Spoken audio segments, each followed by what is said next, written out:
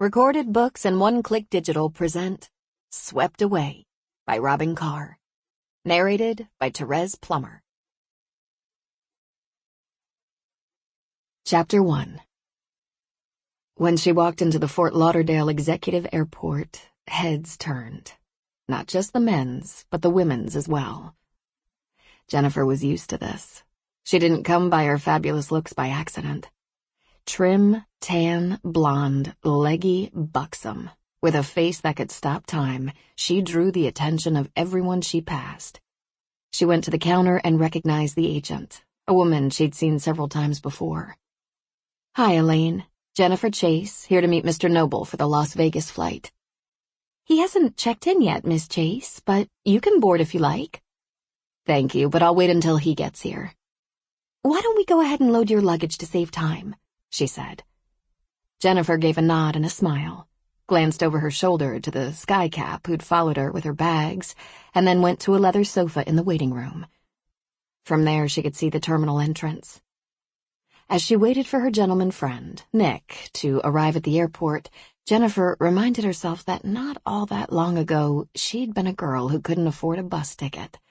Now she was a woman waiting for a private jet. Who would have guessed? The private jet sent by the MGM Casino Resort would whisk them away to Las Vegas, where they would spend a few days. Nick was what was known as a whale, a high-stakes gambler. She assumed he lost as well as he won because at least 4 times a year the MGM would send their Gulfstream to pick him up.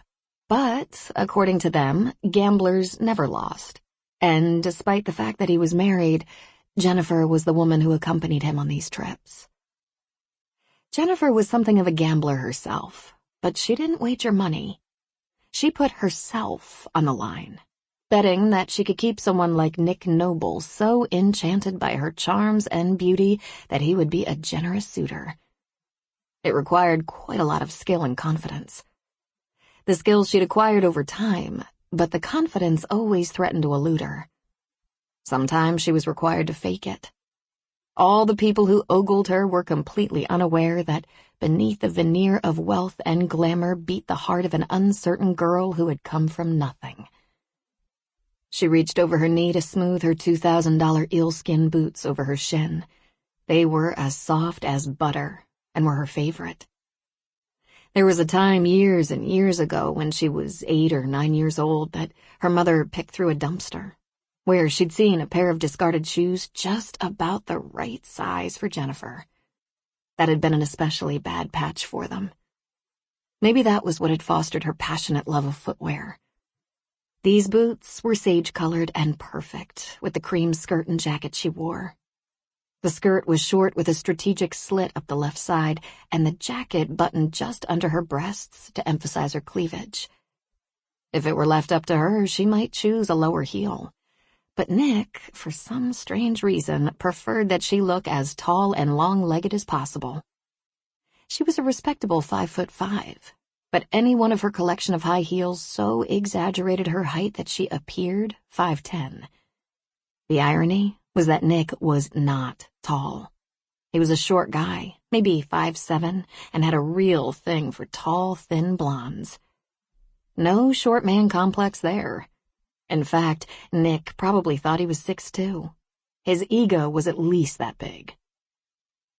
A half-hour passed as she waited, and although people couldn't help but stare at her, she didn't fidget. The cabin attendant for their jet came into the terminal twice to speak to Elaine, ostensibly to see if all her passengers had finally arrived.